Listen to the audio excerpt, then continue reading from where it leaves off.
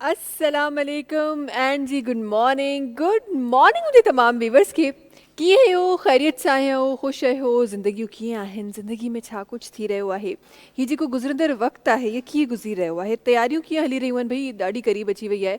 अच्छा इहा हिकु ब्लेसिंग हूंदी आहे त जॾहिं तव्हांखे ऑफ खां पोइ ईद मिले प्लैंड ऑफ हूंदो आहे न ख़बर हूंदी आहे त ठीकु आहे हीउ ऑफ आहे। रमज़ान वारी ईद में ज़ाहिर आहे असांखे चंड जो इंतज़ारु करिणो पवंदो आहे त उहो कुझु ॿियो नज़रियो हूंदो आहे। बट हिन ईद में असांखे ख़बर हूंदी आहे त ईद कंहिं ॾींहुं अचणी आहे। सो जी इहा ब्लेसिंग हूंदी आहे त तव्हांखे ख़बर हूंदी आहे त हेतिरो टाइम तव्हां वटि आहे ऐं इन टाइम में ई तव्हांखे तयारी करणी आहे। केतिरियूं तयारियूं पहुचियूं आहिनि कीअं पहुचियूं आहिनि छा कयो आहे छा न कयो आहे हिन वक़्तु छा प्लान कयो आहे। ऐं हिन वक़्तु थोरी सी कुर्बानी बि आई एम श्योर त सभिनी जे लाइ थोरी सी मुश्किल हूंदी बिकॉज़ ज़ाहिर आहे शयूं एतिरियूं एक्सपेंसिव थी वियूं आहिनि। उन खां पोइ सरकार जा वरी जेके बिल्स ते जेके माशाल्लाह सां जेके नोटिफिकेशन्स अची वेंदा आहिनि त जी जून जे बिल में हीअं थींदो त जुलाई जे बिल में हीअं थींदो। सो जून जे बिल में तव्हां ऐं मां सभई ॼाणूं था त हिकु ॿियो हिकु सीज़न आहे जून जे बिल जो जेको असांखे पे करिणो आहे। उन सां गॾोगॾु जी प्रोग्राम में अॻियां वधंदे कुझु ॻाल्हियूं अहिड़ियूं बि शामिलु कंदासीं गॾोगॾु कुझु मुश्किलातुनि जा हल बि ॼाणींदासीं पंहिंजे प्रोग्राम में। पर तव्हांखे इहो ॿुधाइणु चाहियां थी त हिन प्रोग्राम खे स्पॉन्सर कयो आहे Dalda cooking oil. Dalda cooking oil हिकु अहिड़ो ब्रांड आहे जेको गुज़िरियल 80 सालनि खां असांजी मदर जे दिलि ते राज करे रहियो आहे। डालडा जंहिंखे चयो वेंदो आहे जहां मामता वहां डालडा। डालडा पंहिंजी इंटरनेशनल टेक्नोलॉजी सां तव्हांजे ऐं मुंहिंजे घरनि में हेल्दी कुकिंग सोल्यूशन पहुचाए रहियो आहे। अच्छा जी इन सां गॾोगॾु अचूं था असां पंहिंजे हिकु ॿिए नाले जी तरफ़ GFS builders and developers. GFS builders हिकु अहिड़ो नालो आहे जंहिंखे चवंदा आहिनि त जी नालो ही एतमाद जो आहे छो त ही उहो ब्रांड आहे जेको तमामु असांजा उहे माण्हू जेके घटि आमदनी वारा अफ़राद आहिनि उन्हनि जे लाइ सही टाइम ते मुनासिब क़ीमत में ऐं मुनासिब क़िस्त में तव्हांखे हीउ प्रोजेक्ट ॾियनि था।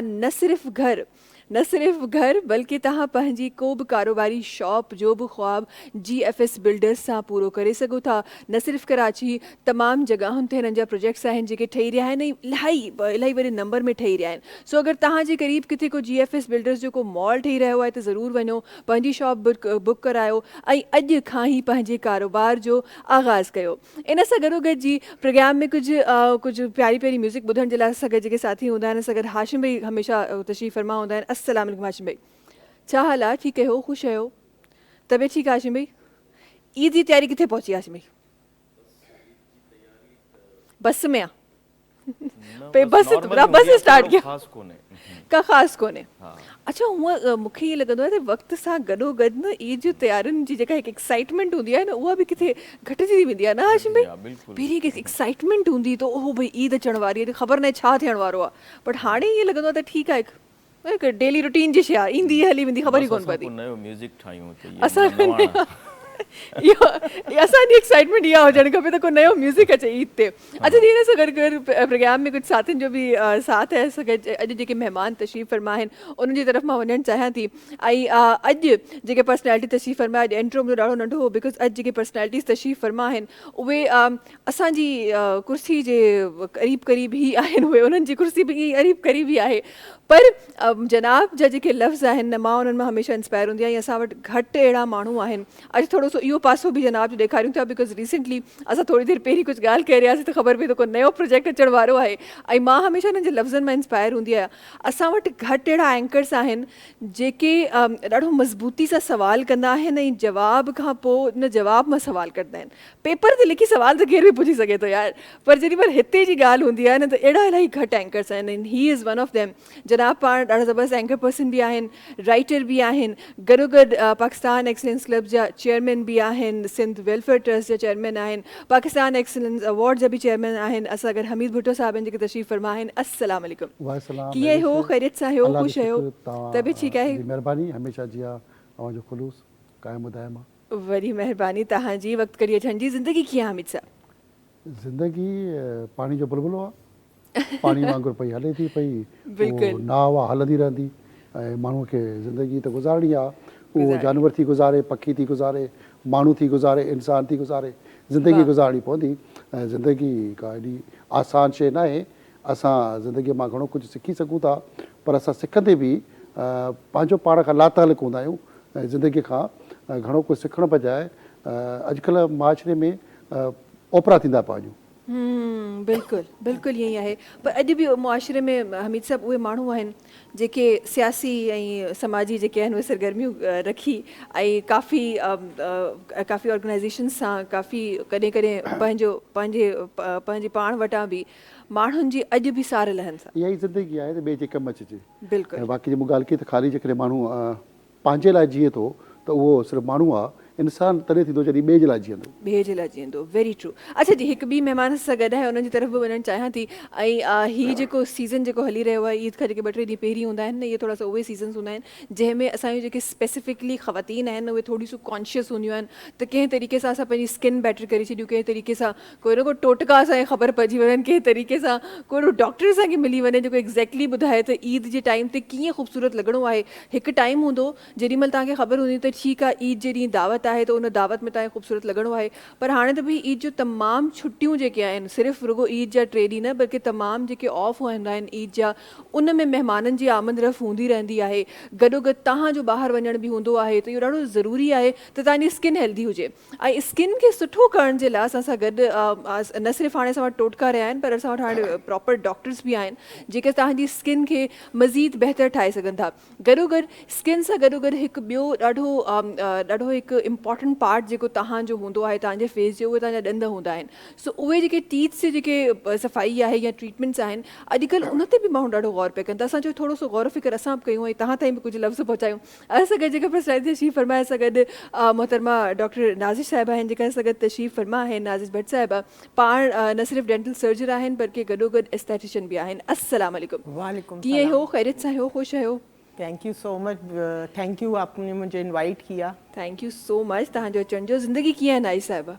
अ, जिंदगी कीअं है? ये इतनी तो आती है यार, ऐसा ना करे, इतनी तो पहुंच जाती है जिंदगी।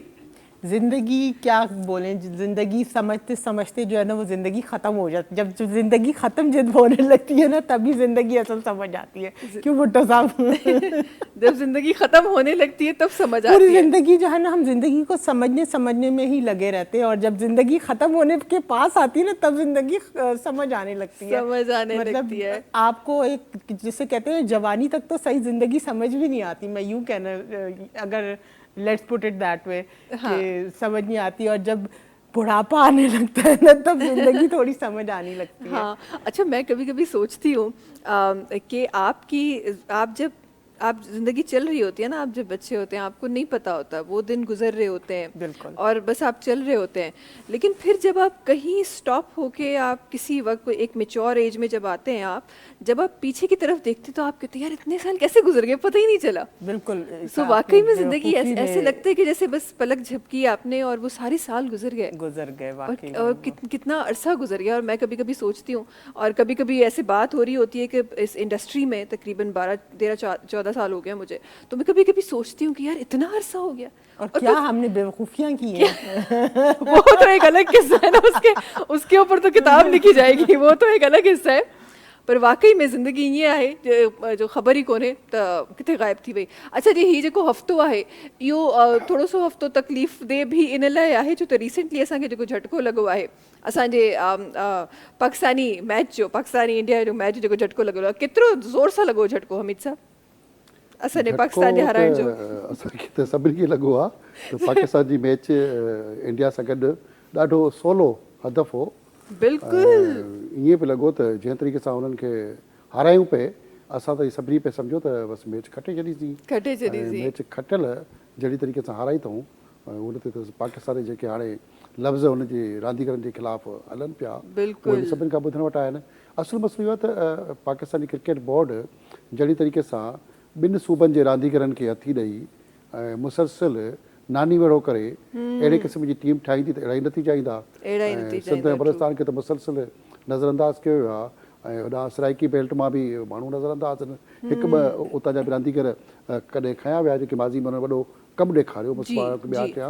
पर हीअ जेके जिन जा डोमिसाइल कमज़ोर आहिनि, जिन इलाइक़नि जा सूबनि जा, उहो चाहे सिंधी हुजे, सराइकी हुजे या बलोच हुजे, त उहे सभु टीम में अटे में लूण बराबरि आहिनि, जो नाले मात्र माण्हू आहिनि, उनखे खेॾायो ई कोन थो वञे।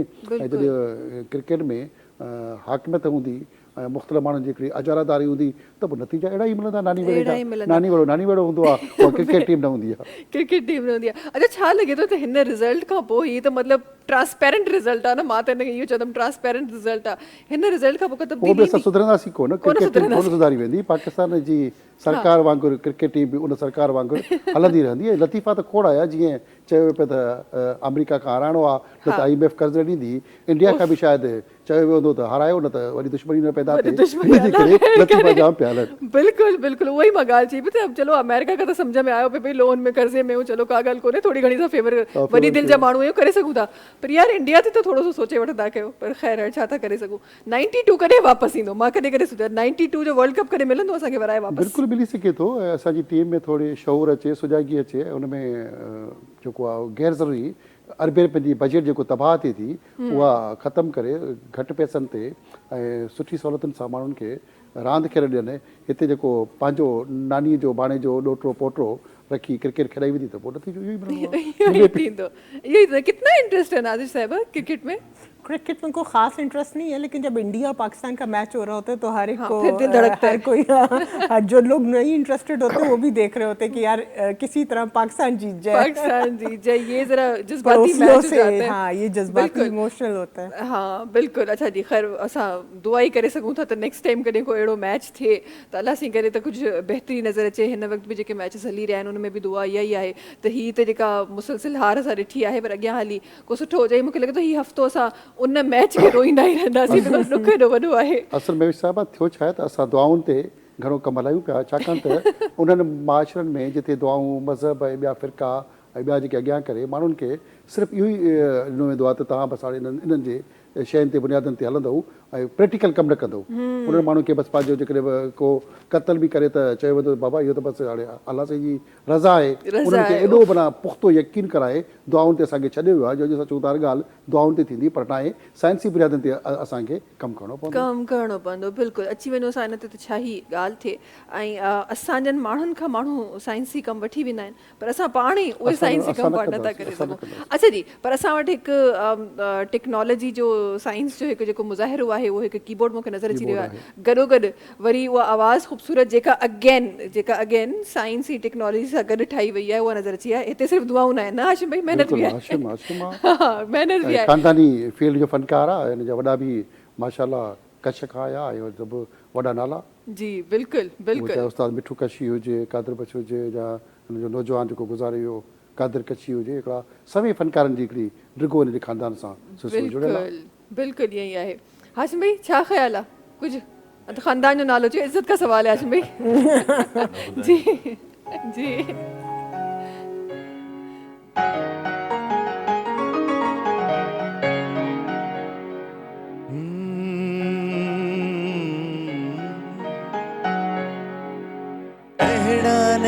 किथाण्या जिनखे वेठो रोवारिया, ॿियो को शर्त ॿुधाए पहिरीं, एॾो नाहक छो पियो करीं।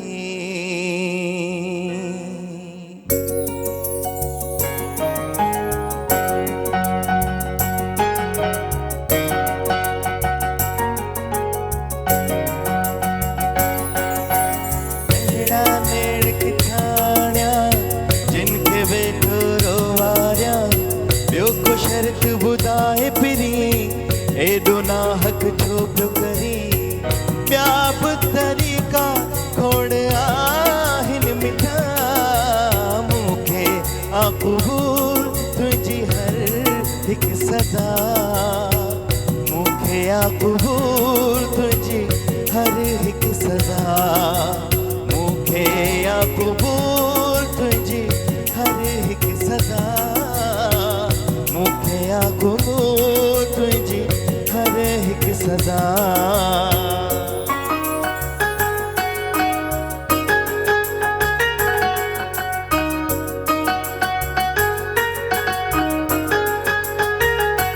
मां कॾहिं तो चवां दुख न दे, पर मुंहिंजो हशर पीत ॾिसे, ॼण मां ॾोई ॾोई आहियां,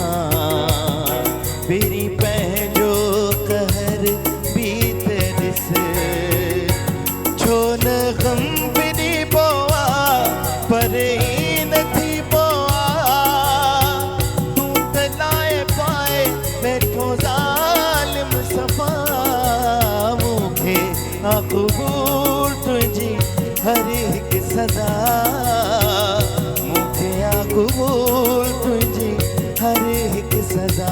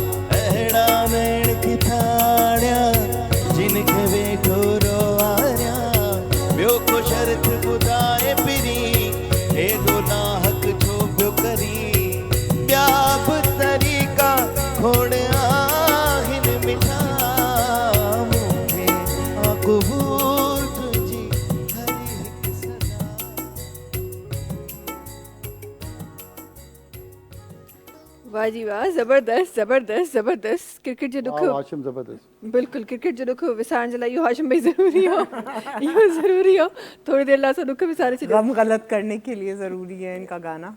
बिल्कुल बिल्कुल ऐसा ही है। अच्छा वैसे ये म्यूज़िक मुझे लगता है एक ऐसी चीज़ है, मैं अक्सर इस बारे में बात करती हूँ कि म्यूज़िक एक ऐसी चीज़ है कि चाहे किसी भी ज़ुबान में हो ना, लेकिन अगर खूबसूरत है, अगर मीठी है तो प्यारी लगती तो है, मज़ा आता है। चाहे आपको समझ आए ना आए, लेकिन एक अजीब सी एक फील हो रही होती है जो आपको सुनकर आई एम श्योर कि अभी आप वही उसी एक्सपीरियंस से गुजर रही होगी लेकिन एक्चुअली ये वाकई जैसे हमारे नुसरत फ़तेह अली खान साहब जो हैं उनके गाने जो है वो गोरे सुनते हैं। अब उनको समझ तो ऑब्वियसली कोई ज़बान तो समझ नहीं आ रही, बट दे एंजॉयिंग इट क्योंकि उसको म्यूजिक एंजॉय कर रहे हैं ऑब्वियसली वो they are the people ना who say कि वो भाई म्यूजिक एंजॉय has कर रहे no हैं, language। अदरवाइज उनको समझ तो लैंग्वेज हमारी नहीं आ रही। बिल्कुल बिल्कुल सॉरी लैंग्वेज कहिड़ी बि हुजे पर म्यूज़िक सुठी हुजे त वाकई वणंदी आहे, सुठी लॻंदी आहे। अच्छा जी म्यूज़िक खां थोरो सो निकिरी थोरो सो असां उन्हनि शयुनि जी तरफ़ था अचूं जंहिं तरफ़ जेको आहे हमीर भुट्टो साहब जेके आहिनि उहे पंहिंजा कदम थोरो सो हिन तरफ़ वधाया आहिनि, हिन तरफ़ त हली रहिया हुआ पर थोरो सा हिन तरफ़ वधाया आहिनि। हीउ जेको नयो प्रोजेक्ट अचे पियो थोरो सो सस्पेंस तोड़ियो, थोरो सो ॿुधायो त सही छा थिए पियो छा न थिए पियो, एंड आई एम श्योर तव्हां अगरि कयो पिया त कुझु न कुझु सुठो ईंदो हुजो।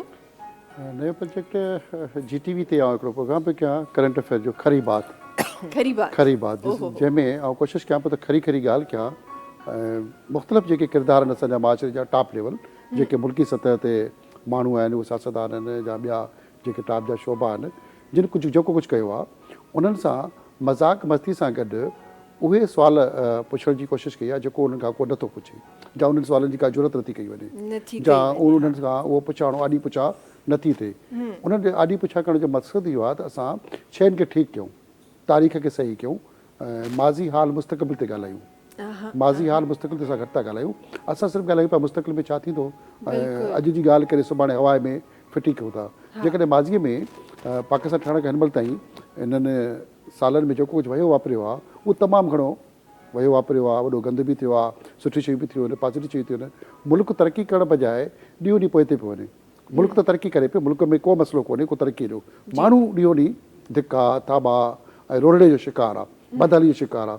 माण्हू हाणे माण्हू कोन रहियो, उहो सम्झां थो त हिकिड़ो ॼण जानवर जो न हूंदो आहे हिकिड़ो उन में अंदरि उहो पियो आहे। 70% माण्हू हाणे जानवर बणिजी चुको आहे, हुनजी लाइफ जानवर खां बदतर आहे। न हुनखे हेल्थ जी सहूलियत मिले, न हुनखे सिहत जी सहूलियत मिले, सभु कुझु सहूलियतुनि जे बावजूदि आउं सम्झां थो त पाकिस्तान जी क़ौम बदहाली शिकार आहे। उन बदहाली ते आउं कोशिशि कयां पियो त अहिड़ो आवाज़ु खणा अहिड़ी ॻाल्हि कया जेका माण्हू जी ॻाल्हि आहे, माण्हू जी दिलि जी ॻाल्हि आहे। उहो आईनो ॾेखारणु ॾुखियो आहे। शायदि इन आईनो ॾेखारींदे मूंखे बि को आईनो ॾेखारे, को थ्रेड्स मिलनि, प्रॉब्लम क्रिएट थियनि। इहो अॻु में आउं ॾिनल बि आहियां त शायदि इन सॼे शइ खां अचण खां पोइ ऐं वॾनि मसइलनि जो शिकार मां बि शायदि थियां।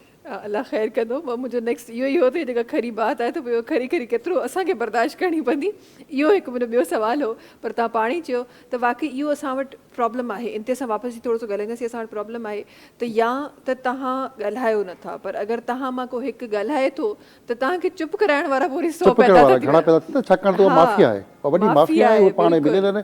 माफ़िया खे जॾहिं बि तव्हां आङुर खणंदव ऐं उनखे अखि ॾेखारींदव त हू असांजा अखि बजा ॿई अखियूं कढण जी कोशिशि कंदो। बिल्कुलु बिल्कुलु ईअं आहे। जल्दी सां ब्रेक जी तरफ़ वञूं था, वापसि अची कुझु ख़ूबसूरत थियण जूं कुझु राज़ बि पुछंदासीं ऐं उन सां गॾोगॾु कुझु ॿियूं शयूं बि आहिनि जेके प्रोग्राम में शामिलु करणियूं आहिनि। पर वक़्तु थियो आहे ब्रेक जो। तव्हां सां मुलाक़ात कयूं था नंढी कमर्शियल ब्रेक खां पोइ।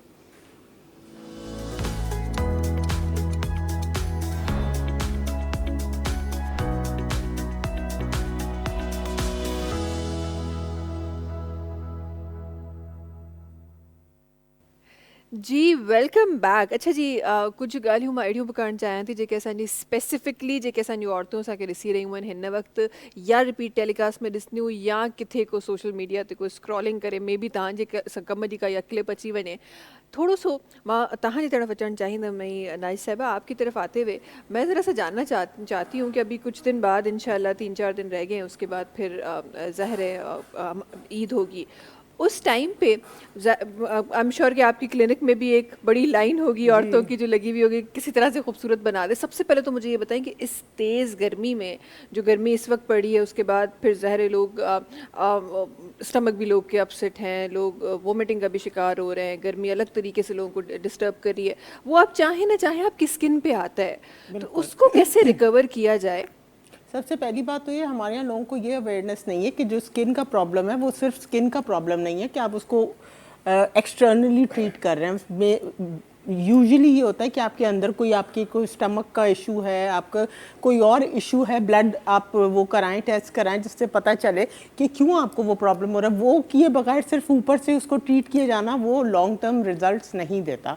तो हाँ, आपकी बात बिल्कुल सही है। डिहाइड्रेटेड हैं लोग, पानी नहीं पी रहे, गर्मी इतनी ज़्यादा, जैसे कहते हैं ना हीट वेव कितनी ज़्यादा आई हुई है, उसकी वजह से तो आप पानी ज़्यादा पिएं, अपने आप को हाइड्रेट रखें, स्टमक के इश्यूज़ जो हैं उनको वो रखें, धूप से बचें। हमारे यहाँ लोगों को ये कॉन्सेप्ट नहीं है कि ये जो सनलाइट है ये अल्ट्रावायलेट रेस कितनी हार्मफुल है। मतलब आप रेडिएशन, कोई एक्सरे हो रहा होगा तो आप उस कमरे में खड़े नहीं होंगे क्योंकि वो रेडिएशंस हैं। ये अल्ट्रावायलेट रेडिएशंस भी इसी तरह ख़तरनाक हैं। और इसके लिए आपको सबसे जो मेन चीज़ है, सबसे आसान और मेन हल, सनस्क्रीन यूज़ करें आप, जो हमारे यहाँ कॉन्सेप्ट नहीं है। बिल्कुल कॉन्सेप्ट नहीं है। लोग कहते हैं यार हम क्यों लगाएं मुंह पे। हाँ। आदमी तो बिल्कुल, औरतें तो चलो फिर भी, आदमी तो हम सनस्क्रीन लगाएं मुंह पे उनके लिए तो मतलब। अच्छा, सनस्क्रीन का कोई देसी, कोई घर से कोई चीज़ ऐसी निकल सकती है जो आपको प्रोटेक्ट करे एज अ सनब्लॉक? नहीं, आई डोंट थिंक सो। मैं देसी टोटकों में तो पहली बात इतना बिलीव नहीं करती। एस्थेटिक्स में काम करते हैं, देसी टोटकों में क्यों जाएंगे भाई? मैं तो वो जो है रूटीन्स, जो है स्किन रूटीन्स वगैरह जो डिज़ाइन करती हूँ लोगों के लिए कि भाई आपने फेस वॉश करना है, फिर according to your skin type आप विटामिन सी लगाएंगे, एंटीऑक्सीडेंट या जो भी लगाएंगे, उसके बाद you have to lock with the moisturiser. तो जब मैंने स्किन का पढ़ा ना तो मुझे शौक तो शुरू से ही बहुत ज़्यादा था। तो जब मैंने स्किन की स्टडी की प्लास्टिक सर्जन के साथ, हेयर एंड स्किन की, तो मुझे पता चला कि बहुत सारे डर्मेटोलॉजिस्ट भी है ना, उनको भी कुछ चीज़ों का पता नहीं है। जैसे मैं एज अ यंग गर्ल मैं उसके पास गई, डर्मेटोलॉजिस्ट के पास, तो शी टोल्ड मी कि आप बस विटामिन सी का सीरम लगा लें। उसने ये नहीं बोला कि भाई उसके बाद आपको मुंह धो के लगाना है प्रॉपर, और आपने उसके बाद उसको जो है जिसे कहते हैं ना मॉइस्चराइजर से लॉक करना है, अदरवाइज उसकी ऑक्सीडेशन हो जाएगी और आपकी स्किन में उल्टा नुकसान होगा, डार्क हो जाएगी बजाय इसकी कि पिगमेंटेशन का आपको वो हो।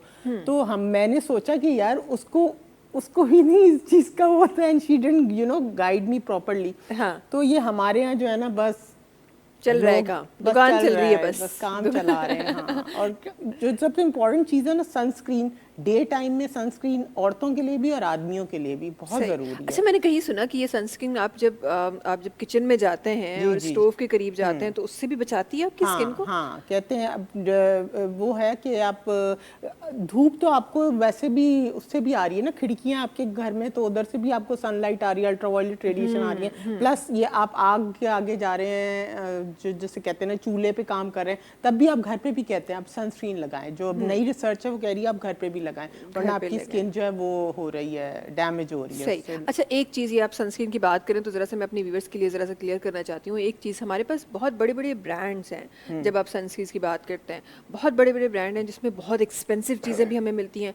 वहीं फिर हमारे पास ऐसे ब्रांड भी हैं जो बहुत ही चीप रेट्स में भी दे रहे हैं। तो क्या वाकई कोई पैसों के साथ साथ कोई रिजल्ट में भी फ़र्क होता है? ये आपने एक बहुत अच्छा सवाल उठाया है, और बहुत अच्छा सवाल है। इसको मैं कहना चाहूँगी कि जब तक मैं नहीं थी ना इस फील्ड में, तो मैं समझती थी कि जितने ज़्यादा पैसा डालोगे ना उतना ही ज़्यादा अच्छी चीज़ है, ठीक है। बड़े बड़े ब्रांड्स, मैं उनका नाम नहीं लूँगी क्योंकि उन्होंने मुझे पैसे नहीं दिए, स्पॉन्सर नहीं किया तो, लेकिन जो अब जब मैं इस फील्ड में आई ना, तो मेरे पास वो आए हमारे जो कुछ फार्मर्स वाले ऐसे हैं जो बना रहे हैं प्रोडक्ट्स, और अब आप यकीन करें, जो 6-7 हज़ार की सीरम्स मैं ले रही थी कनाडा के और वहाँ के यूएस वगैरह के, वो यहाँ पे मैंने 1000-1500 के यूज़ किया, और सबसे पहले मैंने अपने ऊपर यूज़ की वो चीज़, और उसने रिजल्ट्स दिए सीरियसली। तो फिर अब मैं अपने पेशेंट्स को भी वो रेकमेंड करती हूँ, बड़े खुश हैं वो। और मैं अब 1000 रुपये वाला यूज़ कर रही हूँ अपने ऊपर सनस्क्रीन, ठीक है, पाकिस्तानी, इट्स वेरी गुड, 60 उसका है, SPF का है, और वो 1000 रुपये का। और पहले जो है वो मैं 5000 वाला यूज़ कर रही थी, जिसकी वजह से कास्टिंग थी, मुंह पे वो था, क्या कहते हैं आप, ऑयल आ जाता था।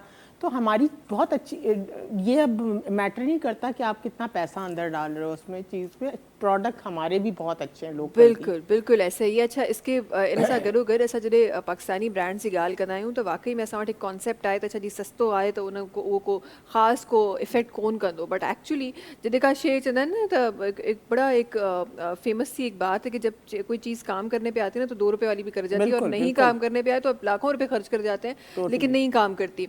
अच्छा जी, थोड़ो सो हिन साइड खां थोड़ो सो कॾहिं ज़िंदगी में तव्हां को पंहिंजी ब्यूटी जे लाइ कुछ यूज़ कयो है, को प्रोडक्ट को स्किन केयर? भाई अब तो मर्दों के लिए भी ज़रूरत है भाई। ज़रूरी है भाई।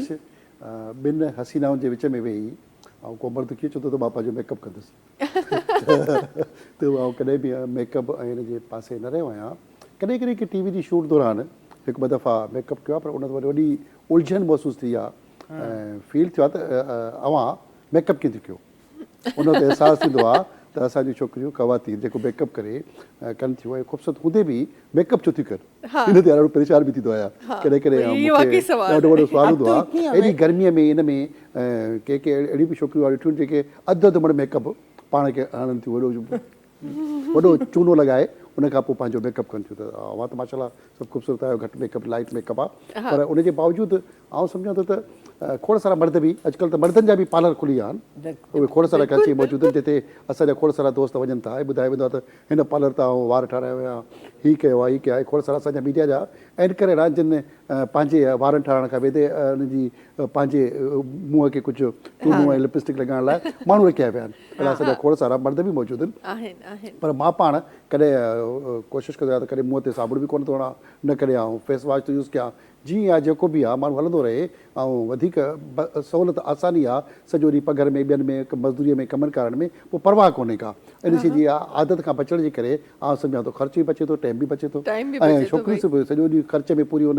हालांकि दुनिया जे अंदरि अॼुकल्ह मेकअप जो ट्रेंड घटि आहे ऐं पाकिस्तान में रुझान वधीक आहे। ऐं सॼी दुनिया बि मुख़्तलिफ़ मुल्क घुमां थो, उतां जी मीडिया जी ॿियनि माण्हुनि सां मुलाक़ात थिए थी, उहे एतिरो मेकअप नथा कनि, पर असां वारा सम्झो त पाकिस्तान में अलाए छो एहसासु कमतरी आहे। असांजी जेतिरी सूंहं ऐं ख़ूबसूरती असांजी सिंध में आहे, उहा ॿिए हंधि नज़र कोन थी अचे। उनजे बावजूदि आउं सम्झां थो त एहसासु कमतरी मेकअप जे करे घणी आहे ऐं पाण खे लेपो वधीक ॾियणो आहे, जेको लेपो घटि ॾियणु खपे। भाई इस पे तो बहुत बड़ी बहस होगी। वेस्ट, हाँ नहीं, वेस्ट में कह रहे हैं अब जो वो है वो कहते हैं कि भाई आपकी स्किन अच्छी इतनी होनी चाहिए कि आप जरूरत ना पड़े, भी आप अच्छे लगे, आप ग्लो करें, आपकी स्किन सही हो। लेकिन यहाँ पे तो हमारे यहाँ तो उल्टा सिस्टम है। बाकी जेको ब्रांड जी ॻाल्हि पई कई डॉक्टर नाज़िश आहे न, त ब्रांड के परॾेही बि सुठा आहिनि, के लोकल बि सुठा आहिनि, पर अॼुकल्ह छा थियो आहे, जेको ब्रांड जे नाले ते असां जेको हिते कयो आहे त इसराइली ब्रांड ते पाबंदी, फ़लस्तीन जे करे, इहो हिकिड़ो वरी हिकिड़ी माफ़िया आहे, वरी हिकिड़ो नओं ड्रामो शुरू थियो आहे। असां सुठे ब्रांड्स खे या सुठे इदारनि खे इग्नोर करे मुल्क जी उल्टा इकानमी तबाह करण पिया वञूं। पाकिस्तानी ब्रांड्स खे बि सपोर्ट करणु खपे, पर जेकॾहिं दुनिया जा ॿिया जेके ब्रांड सुठो कमु कनि था उन्हनि सभिनी खे बि सपोर्ट करणु खपे। ऐं को उनखे मुल्क या कहिड़ी क़िस्म जी कहाणी न हूंदी आहे, ऐं को यहूदी या मुस्लमान इन मामले में के ब्रांड सां जो को तालुक न आहे। हिते जेकॾहिं पाकिस्तान में को ब्रांड कमु करे थो त उहो बि पाकिस्तानी माण्हू आहिनि, पाकिस्तानी माण्हू जो रोज़गार आहे। असां उल्टो जो रोज़गार बंदि करण जे लाइ हिते मज़हब जे नाले ते, इंतिहा पसंदि नाले ते साज़िशूं कयूं था हर शइ जी। ऐं असां वटि इहे साज़िशूं हाणे बंदि थियणु खपनि या ठेकेदारी बंदि थियणु खपे। जेकॾहिं कहिड़े बि मुल्क जो या कहिड़े बि माण्हूअ जो कहिड़े बि इदारे जो को चङो कमु आहे उनखे सपोर्ट करणु खपे, उहा चङी शइ ख़रीद करणु खपे, उहा खाइणु पीअणु खपे। पर असां न, हिते त इंतिहा पसंदी, जला घेरा, ड्रामेबाज़ी इहे जेके माण्हू कनि था उन्हनि खे वरी उहे जेके जाली क़िस्म जा मसनूआत ठाहिण वारा माण्हू उहे पैसा ॾेई इन्हनि खे वरी ॾंडा खणी हथनि में ऐं बाहि जा छोला ॾेई वरी हिकिड़ो बाहि फैलाइण जी ऐं मुल्क में इंतिशार फैलाइण जो जेको ड्रामो आहे उहो बि बंदि थियणु खपे इन ब्रांड जे नाले ते। ब्रांड जेको बि आहे पंहिंजो पाण ॾिठो वञे थो। तव्हां जेकॾहिं सुठो कमु कयो था, तव्हां जेकॾहिं ख़ूबसूरत लॻो था, ऐं ॿियो जेकॾहिं मां नथो लॻा त मूंखे बाहि छो ॾियूं, त इहो जेको कमु सुठो करे थो त उनखे सुठो करणु रहणु ॾियो। प्लस असां वटि हिकु रिसेंटली 2-3 अहिड़ा आउटलेट्स हुआ जेके वॾा वॾा ब्रांड्स हुआ पाकिस्तानी जा, उहे ई इंतिहा पसंदी जे नाले ते उन्हनि खे बि बंदि कयो वियो। मुंहिंजो बि सुवालु इहो ई हो त उते जा माण्हू अची त उन्हनि खे कोन पिया हलायो। उन आउटलेट ते मोर देन 35 पाकिस्तानी हुआ जिन जो रोज़गार हो। उहे हाणे बेरोज़गार वेठा आहिनि, उहे घरनि में वेठा आहिनि। हाणे असां ख़ुशि आहियूं, असां ब्रांड बंदि कयो, असां 35 पाकिस्तानियुनि खे असां घर विहारियो, उन्हनि जा पोयां ॿार बि हूंदा, उन्हनि जो फैमिली बि हूंदा, पर असां ख़ुशि आहियूं। छो त असां उन ब्रांड खे न वरी रोज़गार ॾींदा, न उनखे को अटो लटो उजो न ॾींदा, कुझु बि न आहे। ॼणो सिर्फ़ु इहो इंतिहा पसंदी करणी आहे, शरारती क़िस्म जो अंसर आहिनि उहे माण्हू। बिल्कुलु, ऐं इहो ॾाढो हिकु ग़लति हिकु अंसर आहे, हिकु ग़लति हिकु इम्पैक्ट आहे जेको असांजे ज़हननि ते पियल आहे। किथां बि अचे थो, पर जिथे जेसि ताईं जॾहिं चवंदा आहिनि न त हिकिड़ो मां वीडियो ॾिठी हमीद साहब, त जेका माचिस जी तीलियूं हूंदियूं आहिनि उन्हनि खे तव्हां गॾु बीहारींदो, हिकिड़ी तीली खे ॿाहिरि ईंदो, ॿरंदी वेंदी टिल का अहिड़ी तीली न अचे जेका विच में उहा को टुटी पई या उन मां उहो कढी छॾियो। सो कोशिशि कयो त पंहिंजी पर्सनैलिटी खे उहा ठाहियो त विच मां जेॾी महिल बाहि अचे पई त विच मां तव्हां हटी वञो, न सिर्फ़ु तव्हां बचंदो, अॻियां जेका पूरी लाइन आहे तव्हां खां पोइ उहे बि बचंदा। बिल्कुलु, त सो इहो ज़हन रखी ऐं अॻियां वधो। ऐं जेका बि ॻाल्हि थिए थी कंहिं ब्रांड बंदि करण जी या सो जेका बि ॻाल्हि थिए थी, थोरो सो दिमाग़ सां पहिरीं सोचो पोइ कमु कयो। त हीअ असां अगरि बंदि बि कयूं पिया त कंहिंखे बंदि पिया कयूं। ₹2 अगरि हुते वेंदा त उनखां ₹10 हिते बि अचनि पिया, हिते जे माण्हुनि जे खीसनि में बि वञनि पिया। ₹2 हुते वञनि पिया, असांखे उहे त नज़र अचनि पिया, पर जेके ₹10 हिते कटिजंदा उहे असां ॾिसण खां कासे रहियूं। अच्छा जी, थोरो सो अॻियां हली तव्हांजी जेका फील्ड आहे, असां अक्सर तव्हांजा जेके चेयरमैनशिप जा जेके तव्हांजा उहिदा आहिनि उन्हनि ते असां अक्सर ॻाल्हायो आहे, पर मां स्पेसिफिकली अॼु हिकु एंकर पर्सन सां मिलणु थी चाहियां जेको गुज़िरियल कई सालनि खां टी-वी ते राज करे रहियो आहे। गुज़िरियल कई सालनि खां लफ़्ज़नि जी जेका हिकु ख़ूबसूरती आहे उहा चैनल ताईं, तमामु चैनल्स ताईं असांजे नाज़रीन जे लाइ पहुचाए रहियो आहे। हिकु एंकर पर्सन जो छा क्वालिटीज़ तव्हां सम्झो था हमीद साहब, त जे अगरि उहे आहे त उहो एंकर पर्सन चवराए थो, अदरवाइज़ उहो न आहे, कहिड़ियूं उहे क्वालिटीज़ आहिनि? महविश ॾाढो अहम ऐं ॾुखियो बि सुवालु आहे। एंकर बुनियादी तौर ते रिसर्च वर्क आहे। एंकर मालूमात जो ख़ज़ानो गॾु करे ऐं माण्हू सां ॻाल्हाए थो। अॼुकल्ह असां वटि 90% एंकर्स उहे एंकर बजाए अलाए छा आहिनि, लड़ियूं, कुकरा, वॾो आवाज़ु, शिकिल जो बिगाड़, हीअं मुंहुं खोलबो, वॾो कुकरा कबा, रामबाट कबा, ऐं सिर्फ़ु रेटिंग जे चकर में त रामबाट माण्हू ॿुधंदा रामबाट पचंदा काथे, उहो ख़बर न पवंदी त किथे पता, का ख़बर न आहे। सिर्फ़ु अॼु जी बाहि ॾिबी, तिली ॾिबी ऐं माण्हू खे वेड़ाइबो, रड़ियूं कराइबो ऐं माण्हुनि खे अची गारियूं ऐं उन्हनि खे कॾहिं जूतो हणाइबो। त इन क़िस्म जी रेटिंग जे चकर में सोशल मीडिया ऐं एंकर जी दुनिया तब्दील कई आहे। एंकर बुनियादी तौर माण्हूअ जी दिलि जी आवाज़ जी तर्जुमानी आहे। आम माण्हू छा थो सोचे उहा ॻाल्हि करणी आहे। एंकर सिर्फ़ु तर्जुमानी करे थो माण्हुनि जे जज़्बनि जी, न के उहो ॾंडो खणी वेंदो, न उनजो इहो कमु आहे त को माण्हू जे मथां बंदूक खणी वेहे, न उनजो इहो कमु आहे अदालत लॻाए, न उनजो इहो कमु आहे त को सूबेदार या के थाणे जो वॾो मुंशी आहे, इहो उनजो कमु न आहे। हू माण्हूअ जी ॻाल्हि करे, तर्जुमानी करे, जीअं अव्हां वेठा हर शइ जी तर्जुमानी कयो था, ॻाल्हि कयो था, पंहिंजे ख़ूबसूरत लफ़्ज़नि खे समोयो था, त एंकर जो कमु आहे त पंहिंजे लफ़्ज़नि खे घुमाए फिराए समोए हिकिड़ी सुठी ॻाल्हि करे माण्हुनि जे ज़हननि खे वाश करे ऐं माण्हुनि खे जहिड़ो पैगाम जी नोयत आहे उन नोयत जे बुनियादनि ते माण्हुनि खे आगाही ॾे, शऊर ॾे, माण्हुनि खे सोच ॾे, सघ ॾे। असां वटि अॼुकल्ह उहा सघ बजाए माण्हुनि खे वेड़ायो, विड़ो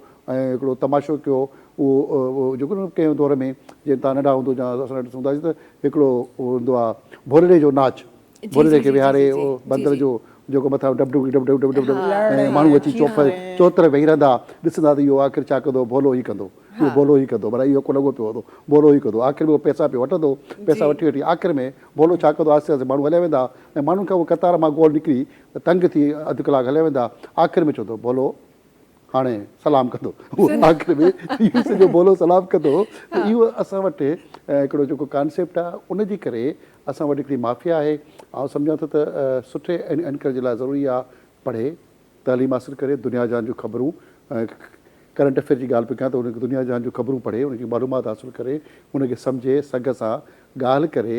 पर अॼुकल्ह इहो न पियो थिए, सियासत खे सम्झणु खपे ऐं बुनियादी तौर उहो सियासी शऊर रखंदड़ हुजे। जेकॾहिं को मानिक शो थो करे त उनखे दुनिया जी जेके ख़ूबसूरत ॻाल्हियूं मालूमात उहे जेके आहिनि ख़ूबसूरतियूं, माण्हू सुबुह उथे त मूड फ्रेश थो करणु चाहे।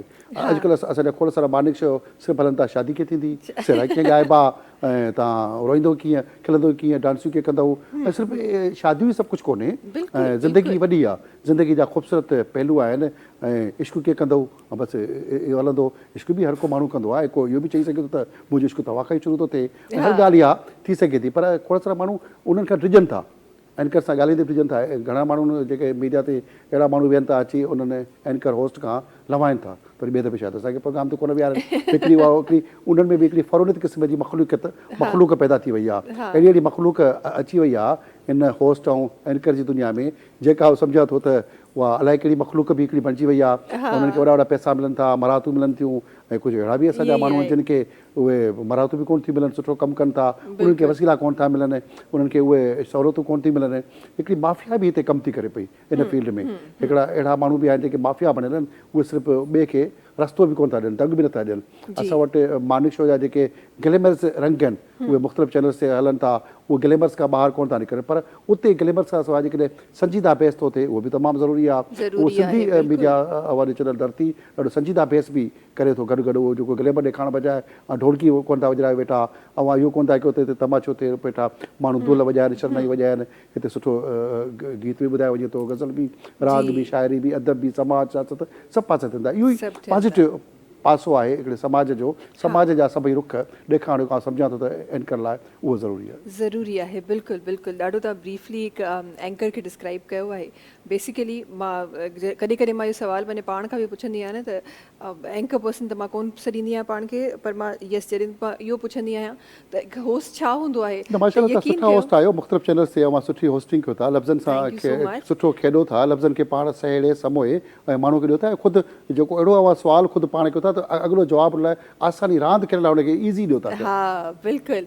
अच्छा, त पॉज़िटिव पासो आहे, पॉज़िटिव पासो आहे। बिल्कुलु, हमेशह मां इहो सोचींदी आहियां त जॾहिं तव्हां होस्ट जी ॻाल्हि कंदा आहियो न त हिकु होस्ट छा हूंदो आहे, त हिकु लफ़्ज़ में कॾहिं उहा समाइजंदी कोन्हे उहा ॻाल्हि। उन जे लाइ वाक़ई हिकु पूरी डिस्क्रिप्शन आहे जेका तव्हांखे मिलंदी आहे, उहा डिस्क्रिप्शन नेवर एंडिंग डिस्क्रिप्शन हूंदी आहे। हर ॾींहुं हिकु नई शइ हूंदी आहे जेका तव्हांखे पंहिंजे अंदरि उहा शामिलु करणी आहे, तॾहिं तव्हां सुठा होस्ट आहियो।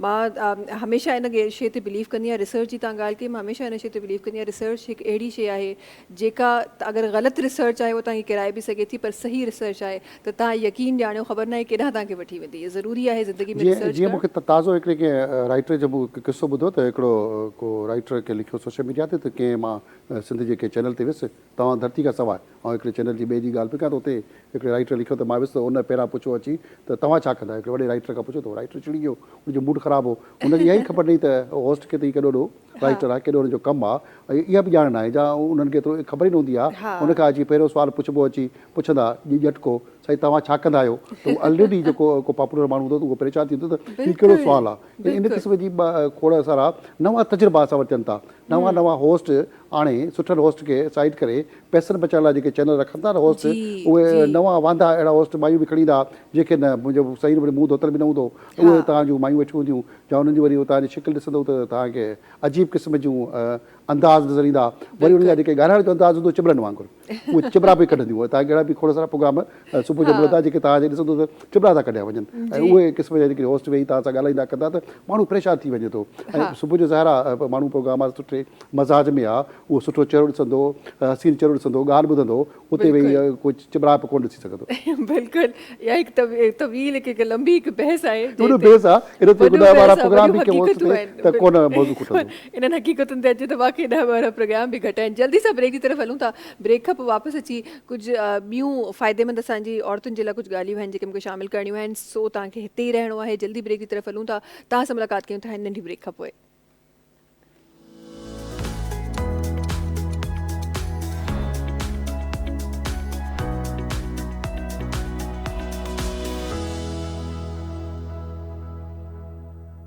Welcome back. अच्छा, वञण खां पहिरीं मां प्रॉमिस कयो हो त असांजी तमामु उहे ख़वातीन जेके असांखे ॾिसी रहियूं आहिनि, उहे औरतूं जेके असांखे ॾिसी रहियूं आहिनि, उन्हनि जे लाइ कुझु ॾाढियूं ज़बरदस्त ॻाल्हियूं खणी असां वापसि अचण वारा आहियूं। सो वापसि ईंदे ही मैं नाज़िर साहिबा वटि वञणु चाहती हूँ। डॉक्टर नाज़िर, सबसे पहले तो मुझे तो ये बताएं कि एस्थेटिक्स के साथ ख़ुद को कैसे खूबसूरत किया जा सकता है। जैसे हमेशा पहले कह रहे थे कि हम बहुत ज़्यादा मेकअप कर लेते हैं, हमारी अक्सर ख़वातीन कर लेती हैं, तो ऐसा क्या किया जाए कि कम मेकअप करके ही या फिर थोड़ा सा बीबी क्रीम लगा के ही, बीबी ग्लो भी आजकल मेरा ख्याल है हो रहा है ना, तो ऐसा क्या किया जाए कि बंदा वैसे ही खूबसूरत लगे? हाँ, वही जो है ना, मिनिमम मेकअप का फैशन है ऑल ओवर द वर्ल्ड, लेकिन पाकिस्तान में आपको पता है क्योंकि एक गोरा कॉम्प्लेक्स है हमारे अंदर मेनली, तो जो भी मुंह पे चूना लगा लो, कुछ भी कर लो, बस रंग गोरा, ये दे डोंट बिलीव कि वो आपकी हेल्दी ग्लो हो, हेल्दी स्किन हो तो आप उसमें भी अच्छे लगेंगे, लेकिन उनको थोपना है, अपना वो शेड चेंज करना है सब ना।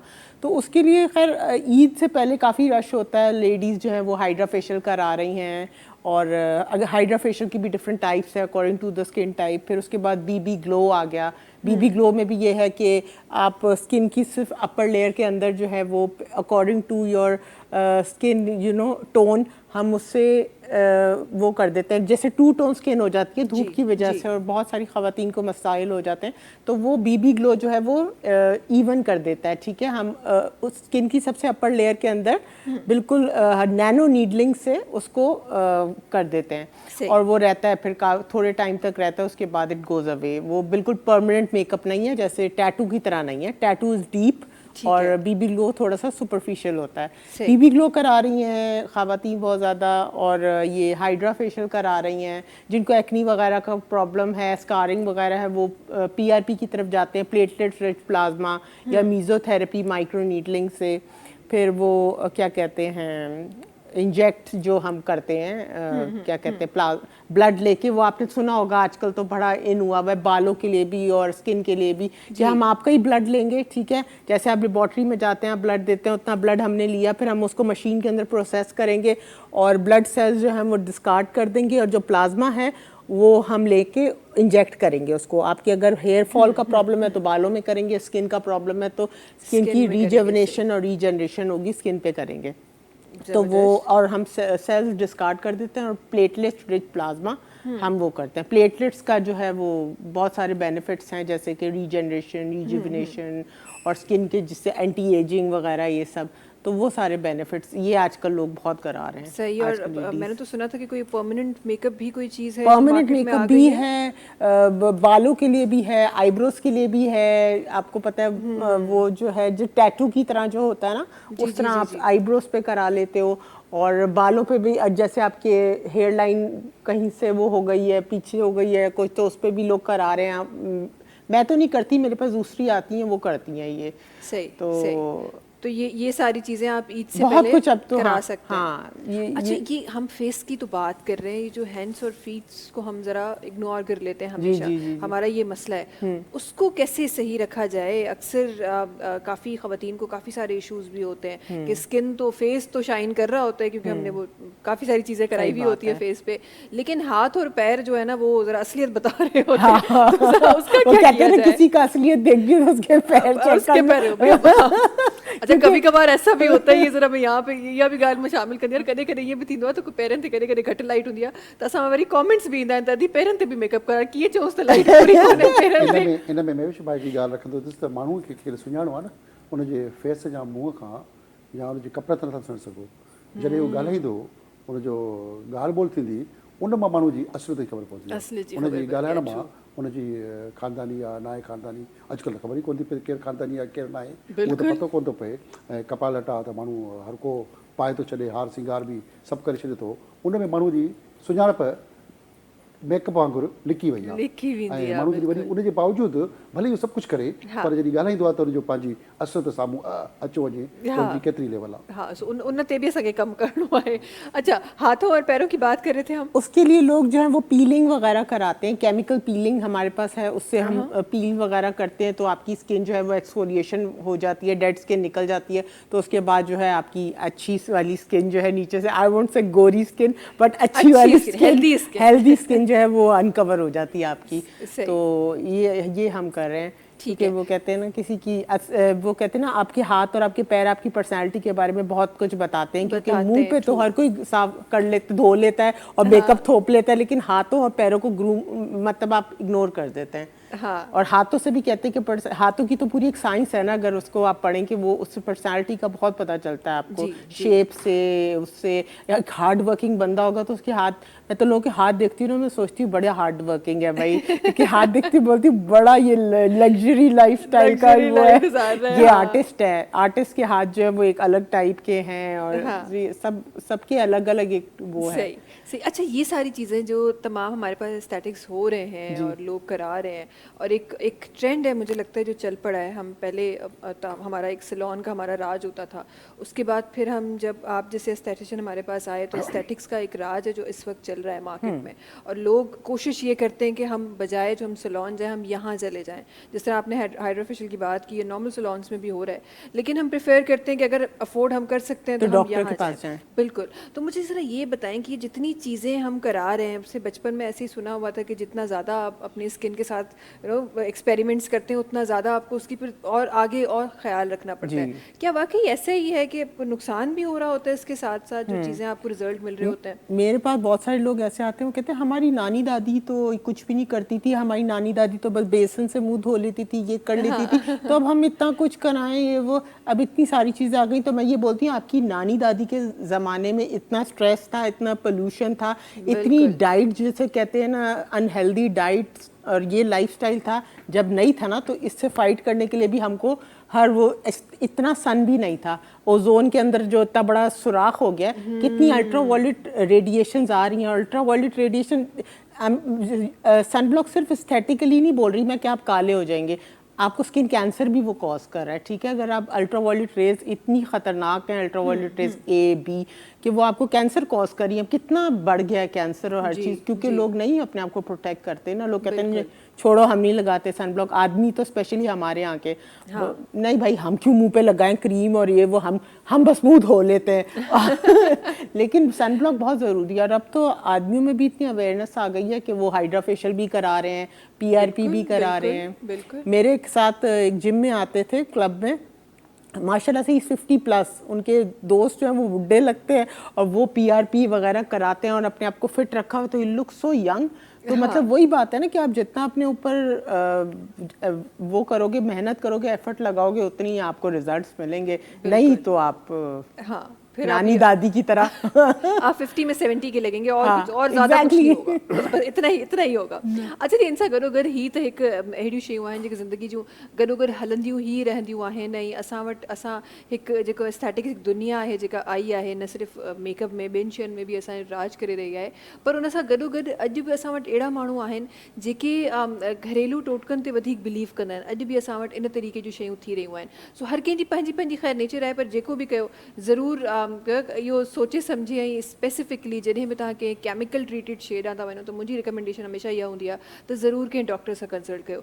घर में वेही तजुर्बा केमिकल सां न कयो। घरनि जे जेके घरनि जी शयूं हूंदियूं आहिनि उन ताईं त बर्दाश्त करे वेंदी आहे तव्हांजी स्किन बि, तव्हांजी जेका डाइट हूंदी आहे उहा बि, पर जॾहिं बि तव्हां केमिकल ते ईंदा आहियो त थोरो किस्सो मुख़्तलिफ़ हूंदो आहे। अच्छा, ये हमीद साहब तव्हां वटि अचणु चाहियां, जीअं केमिकल जी ॻाल्हि थी रही आहे, असां वटि हिकु ॿी प्रैक्टिस आहे, न सिर्फ़ु हिते बल्कि असां हूअं बि जॾहिं बि तव्हां बीमारियुनि में ॾिसो, शयुनि में ॾिसो, असां वटि हिकु मुआशिरे में हिकु प्रैक्टिस आहे त असांखे का बि शइ बिना प्रिस्क्रिप्शन जे असांखे आराम सां मिली वेंदी आहे। इहा जेका प्रैक्टिस आहे, इहा हिकु एंकर जी नज़र सां तव्हां कीअं ॾिठी आहे ऐं तव्हांखे छा थो लॻे त असां हुन ते केतिरो कमु कयो आहे? ॾाढो अहम सुवालु आहे, ख़ासि करे सिंध ॾाढो भोॻे पई।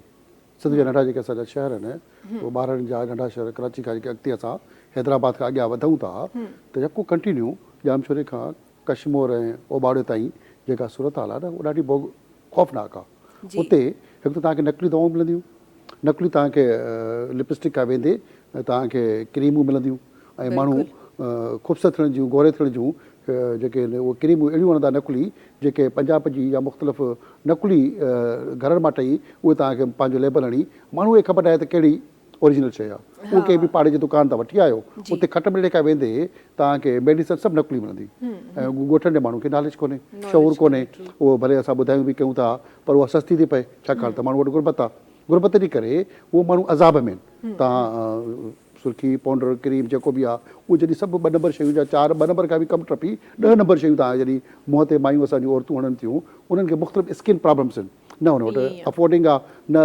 असांजा जेके सद जा मुख़्तलिफ़ जेके इलाइक़नि में मर्द उहे पंहिंजी औरतुनि जे लाइ इन पासे तवजा ई कोन था ॾियनि हू पंहिंजो मुशू वटे चांहि पीअंदा होटल ते ॾंडो खे बीठा हूंदा ऐं पंहिंजो हवालो वेठा कटींदा कंहिं वॾेरे जे पोयां कंहिं भोतार जे पोयां चांहि मानी मुफ़्त जी मिलंदी हुई वीचारी माई अज़ाब में आहे उहो सॼो ॾींहुं वेठी उते गैस जो प्रॉब्लम वेठी धुएं सां वेठी फूकूं ॾींदी त चुल्ह ॿरे ॿारनि जी मानी पचे उन सां उल्टो जी स्किन पंहिंजी तबाह उते इन क़िस्म जी तवजा नज़र जे करे जेको वॾे वॾो प्रॉब्लम आहे उहो आहे असांजी ॿारहाड़ी जी मायुनि जो उन जे लाइ मुख़्तलिफ़ समाजी इदारा या जेके डॉक्टर नाज़िश वांगुरु जेके बि आहिनि उन्हनि खे बि जेके मेडिकल कैंपूं लॻनि थियूं ग़रीब इलाइक़नि में हाणे इन क़िस्म जी डॉक्टरनि खे बि घुरिजे त उन इलाइक़नि में स्किन जूं डॉक्टरनि खे मेडिकल कैंपूं स्किन कैंपूं लॻाइणु खपनि जीअं असां पंहिंजी ॿारहाड़ी जी औरतुनि जो को भलो करे सघूं हर शहर में उहे लॻणु खपनि उन जे पासे कंहिंजी तवजा कोन्हे का उहा ज़रूरत आहे ॾंदनि जूं जेके आहिनि उहे कैंपूं लॻणु खपनि त छाकाणि त असांजे नंढनि शहरनि में औरतुनि वटि को बुर्श पेस्ट बि कोन्हे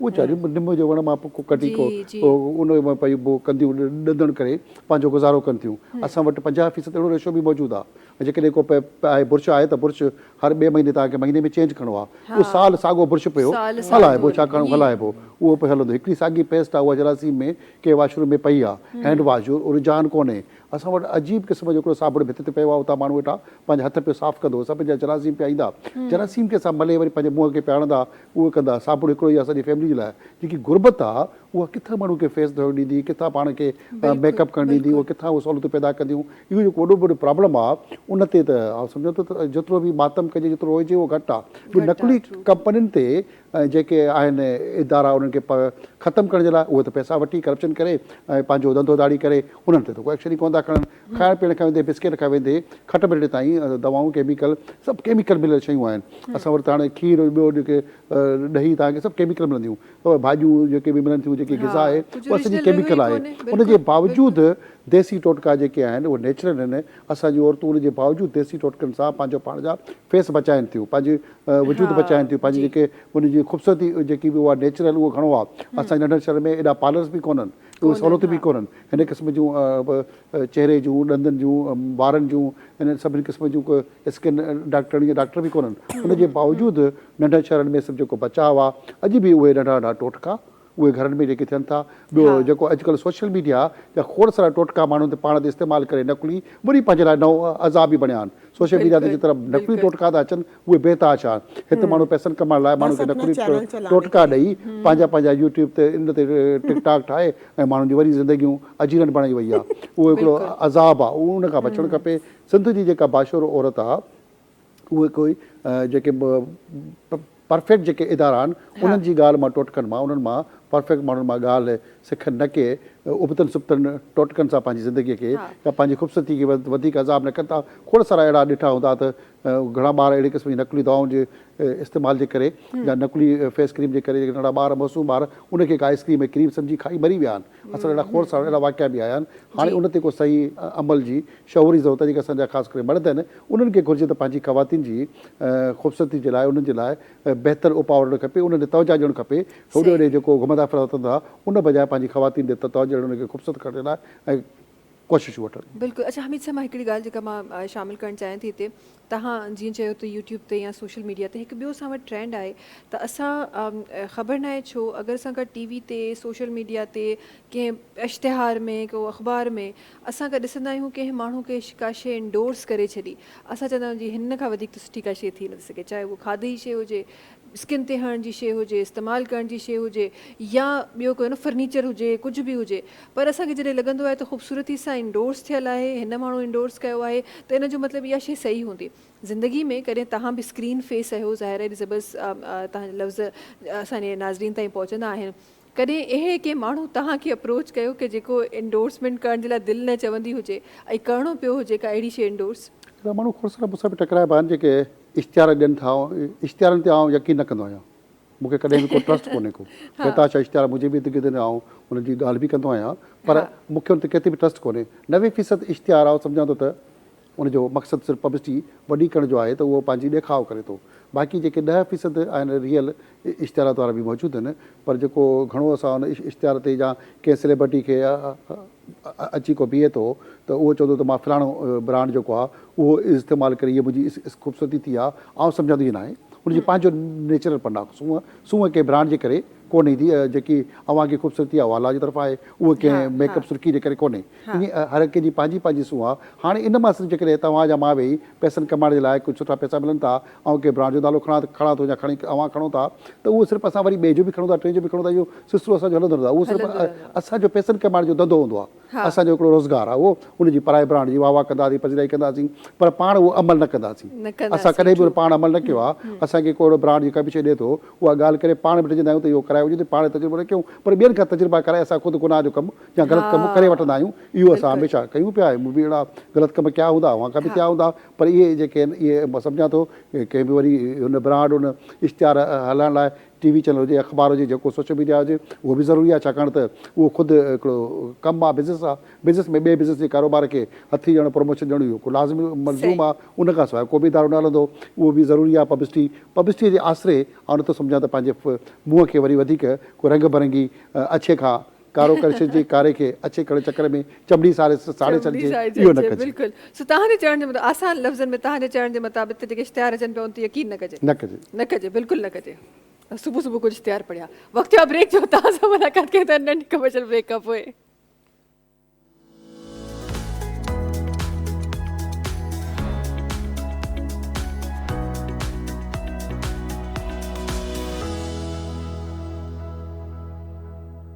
जी वेलकम बैक। अच्छा जी, ॾाढी ख़ूबसूरत ॻाल्हियुनि सां प्रोग्राम जो ॾाढे ख़ूबसूरत हिस्से में अची विया आहियूं। आख़िरी ब्रेक है, कुछ चंद ॻाल्हियूं ॾाढियूं इंपॉर्टेंट जल्दी जल्दी से मैं शामिल करना थी चाहिए। अच्छा, हमने अपने फेस को तो आपने आपके लफ्ज़ों में कि किस तरह हमने ले जाना है और डॉक्टर्स के पास किस टाइम पे जाना है और क्या क्या हम करा सकते हैं इस टाइम पे, इसके साथ साथ एक बड़ा इंपॉर्टेंट हिस्सा आपकी पर्सनैलिटी का आपके दांत होते हैं। मुझे ऐसा लगता है आपकी पर्सनैलिटी का सबसे इम्पॉर्टेंट जो हिस्सा होता है ना, वो आपका ये एरिया होता है। बिल्कुल। ये अगर अच्छा है, इसमें से एक अच्छी एक कोई खुशबू आ रही है तो आपकी पर्सनैलिटी और ज़्यादा निखर जाती है। ये ज़रा पहले तुम जैसे एक आसान लफ्ज़ों में हमारे व्यूअर्स तक कुछ बात पहुँचाएं कि एक अच्छे दांत क्या होते हैं, किसको कहते हैं? देखिए, सबसे पहली चीज़ तो दो बातें मैं आपको बताती हूँ। दांतों के, एक तो स्माइल आपकी आदि, आपकी खूबसूरती, एक इंसान एक मुंह फुला के बैठा हुआ और एक स्माइलिंग चेहरा आपको हमेशा अट्रैक्ट करेगा। और स्माइल में सबसे पहले आपके दांत आते हैं। तो एस्थेटिकली भी अगर देखा जाए तो दांत खूबसूरती। दूसरा, अगर सेहत के लिहाज से देखा जाए, हेल्थ वाइज देखा जाए, तब भी कहते हैं mouth is the gateway to all the diseases. अगर जितनी भी बीमारियां हैं ना, वो एंटर हमारे मुंह से ही हो रही हैं। और कहते हैं कि mouth is the dirtiest opening, और कोई ओपनिंग, इट्स अ डर्ट। जितने भी बैक्टीरिया और इन्फेक्शन जो है वो अपने मुंह में होते हैं ना आपके, उतने और कहीं नहीं होते। तो हम इसी को साफ नहीं रखते। और हमारे अगर इस मजहबी लिहाज से भी देखा जाए तो भी हजूर सल्लल्लाहु अलैहि वसल्लम ने कहा था ये कि अगर मुझे अपनी कौम का वो नहीं होता ना, तो मैं उनको हर उस पर कहता कि हर वजू पे फ़र्ज कर देता मिसवाक। लेकिन हमारे यहाँ सबसे ज़्यादा जो इग्नोर्ड चीज़ है वो दांत ही हैं। जिसके देखो मुंह खुलवा, ये सामने के तो फिर भी थोड़े से वो कर लेंगे मेंटेन, मुंह खुलवाओ तो लोगों का हाल बुरा होता है, स्मेल है, ये है, वो है। एक रिसर्च हुई थी कोरोना टाइम में, उसमें ये था कि बहुत सारे जो जर्म्स कोरोना के जो वो थे ना, कोरोना के इन्फेक्शन का वायरस, वो प्लाक के अंदर रिसाइड कर रहा था, प्लाक के अंदर रह रहा था। और एक सर्टेन अमाउंट चाहिए होता है आपको कोरोना होने के लिए। तो जब वो सर्टेन अमाउंट आपको हो जाएगा, आपके पास आप रीच करेंगे, तो फिर आपको वो हो जाएगा, वायरल हो जाएगा इन्फेक्शन। तो वो प्लाक के अंदर पाया गया था। और एक और वो हुई थी रिसर्च, एक बंदा हार्ट अटैक से, he died of heart attack. तो बोला यार ये तो अच्छा खासा बंदा था, इसको एकदम क्या हुआ?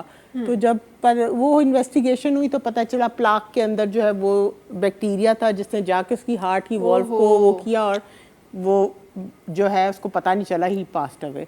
तो ये हमारी सबसे ज़्यादा इग्नोर्ड जो है ना मुंह, अब जब आपका पहला फेस च्यूइंग का ही नहीं होगा, आपके मुंह में दाढ़ें ही नहीं है, जी। आप ब्रश करे बगैर सो रहे हैं, दाढ़ें आपकी गिर गई, आपके मुंह में दाढ़ें ही नहीं है, तो आप अब दूसरा तीसरा फेज ऑफ डाइजेशन वो क्या होगा जब पहला ही आपका नहीं हो रहा, आपने चबाए ग्राइंडिंग तो हो ही नहीं ना, उसके बगैर ही खाना चला गया, अब वो गुजर रहा है, आपकी न्यूट्रिएंट ना एब्जॉर्प्शन हो रही है ना कुछ हो रही है, हेल्थ तो आपकी सफ़र ही कर रही है।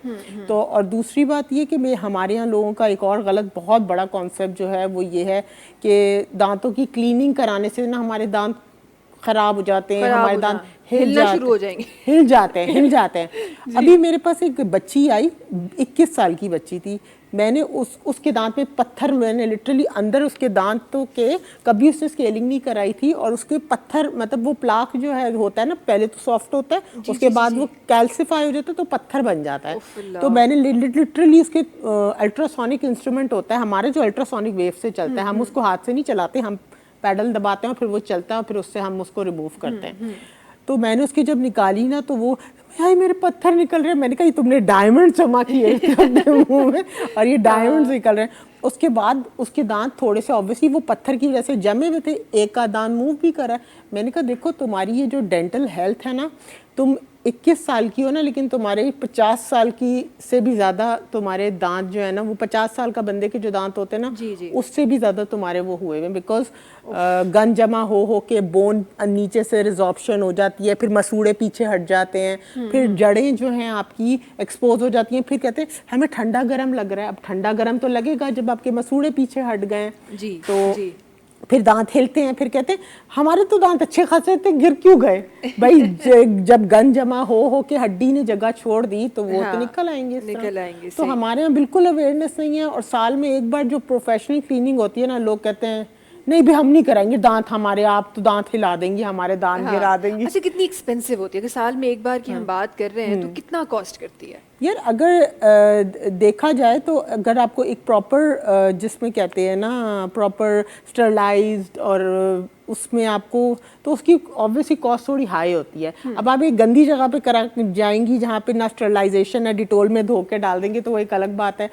We have a proper autoclave, मेरा अगर आप सेटिंग ऑटोक्लेव है वो हमारा 4-4 लाख का तो ऑटोक्लेव आता है, और ऑटोक्लेविंग भी ऐसे नहीं होती, डिस्टिल्ड वाटर से होती है, और उसमें आप तो वो उसकी थोड़ी सी कॉस्ट तो होती है, लेकिन आपने साल में एक बार करानी है, और आप वो कराने से आप कितने दांतों के मसले में फ्यूचर से बच जाओगे, तो वाई नॉट। सो अगर साल की हम बात कर रहे हैं तो फॉर एग्जांपल हम हर मंथ में अपने ऊपर कोई ना कोई एक होता है ना, हम लोग आइडिया निकालते हैं कि अच्छा इस मंथ में इतनी चीज़ें हमें कपड़ों के लिए लेने, इतने पैसे हमें इसके लिए रखने, इतनी स्कूल की फीस है, इतनी है, तो हर मंथ में कितना हम सेव करें कि ईयरली हमारे पास वो अमाउंट आ जाएगा? आप क्या, आपको क्या 200-400 रुपए सेव कर लें आप मंथ में आप 400 रुपए निकाल के रखें, दांतों के और लिए फिर 12 महीने के बाद आप डॉक्टर साहब के पास चले जाएं। ऐसे ही है, ऐसे ही है, जबरदस्त यार। 400 रुपए इज नथिंग, हम कर सकते, इतना तो हो ही सकता है। तो ये एक बड़ा अच्छा प्रोसीजर ऐसा वाकई में जरे हेल्थ जी गाल कहो था, तो वाकई में स्टार्ट इतना ही थी। अच्छा, एक और कॉन्सेप्ट जो हमारे पास बड़ा कॉमनली है, पहले तो हमने ये देखा था कि बहुत ही कोई एजेड लोग हैं उनको कहीं आप डेंचर्स देखते थे, आजकल के 50s के लोग भी डेंचर्स पे जिंदा रह रहे हैं। ये क्या उससे भी कम उससे भी यंग लोग हैं जो इम्प्लांट्स लगा रहे हैं, मिसिंग दांत हैं, क्योंकि जाहिर बात है आप जिस तरह की लाइफस्टाइल और डाइट है उस हिसाब से आप सफाई नहीं कर रहे। रात को ज़्यादातर लोग भाई थक गए, खाया, मुंह में चॉकलेट डाली, बर्गर खाया, फ्राइज खाया, उधर ही सो गए, वो फंसा रह गया, वो बैक्टीरिया ने उस पर सारी रात पार्टी की, उसके बाद आपके दांत जब गए तो फिर आप रो रहे हैं बैठ के, या तो आप तकलीफ से आ रहे हैं। तो फिर यही है ना कि आजकल लोगों को ज़्यादा दांतों की प्रॉब्लम है। पहले लोग गन्ना खाते थे, इस तरह की चीज़ें खाते थे जिसकी आपकी दांतों की हेल्थ अच्छी रहती थी। अब एक तो डाइट खराब, ऊपर से इग्नोर आप तो इसलिए हमारे इसका भी डेंचर्स वाला जो बिजनेस है वो भी एकदम से जो है ना वो शूट कर गया। डेंचर्स, इम्प्लांट्स का भी बिजनेस बिल्कुल वो महंगी बड़ी हो गई है, बड़े इम्प्लांटेशन वैसे तो ना महंगी भी हो गई है। अच्छा जी, ना सगुर के थोड़ा सो मां तहानी तरफ भी अचण चाहिए, मैं जल्दी से कुछ गाड़ियों में शामिल करण थी चाहिए एज एन एंकर पर्सन। थोड़ा सो अगर मुआशरे जी अकासी करण जे लाइ मां तव्हांखे चाहियां, सियासत ते नज़र विझण जे लाइ चाहियां, त छा लफ़्ज़ ज़हन में ईंदा मीर साहब? सोचो कि हिकु न सीट ते वेठा आहियो, तव्हांखे को प्रोग्राम मिलियो, सियासत आहे। हा, सियासी जवाब न ॾिजो पर तव्हां। सियासत सियासत आहे। सियासत जेकॾहिं सियासत न थींदी त सियासत कीअं हूंदी।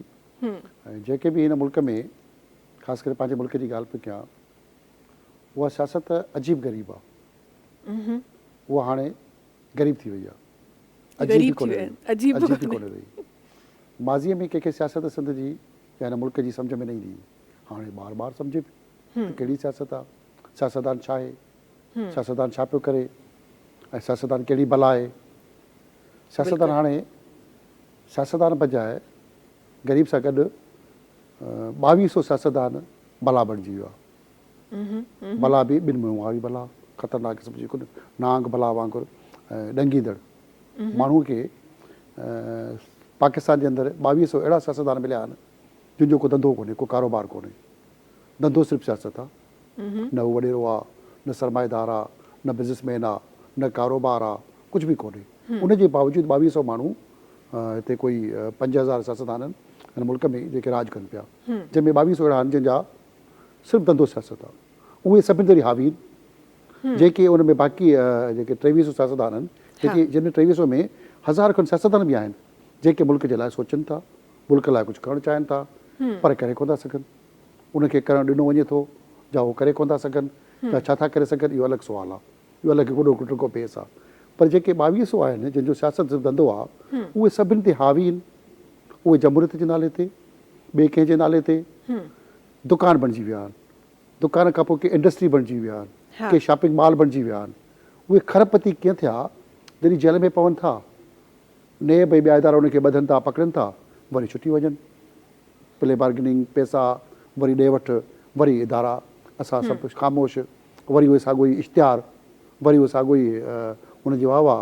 असां ख़ासि करे के हिन मुल्क जे अंदरि के बिरयानी जी प्लेट ते, के मोटरसाइकिल गिफ्ट में, का कार गिफ्ट में, को उन सियासतदान जो ॿिटो भाकुर, को वाह वाह मथे ते हथु, को चंदो, का घर में पतल मानी, के 5000 घर में पतल, उन ते असां उन धंधे जे पोयां वाह वाह कंदा वठंदासीं।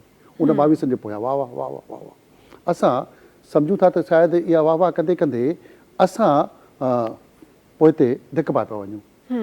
हाणे असां वटि जेको हिन मुल्क जे अंदरि, सॼे मुल्क जे अंदरि, असां कोई सिंध जी ॻाल्हि न, सॼे मुल्क जे अंदरि माण्हुनि में अहसासु कमतरी शिकार थींदे पियो वञे। माण्हू सिर्फ़ु जेकी बि जमहूरियत जे नाले ते हुकूमतूं आहिनि, जमहूरियत सुठी शइ आहे, हाणे चओ जमहूरियत ख़राबु कोन्हे, जमहूरियत हुजणु खपे, पर उनजो उहो 2200 माण्हू नाजाइज़ फ़ाइदो वठे थो।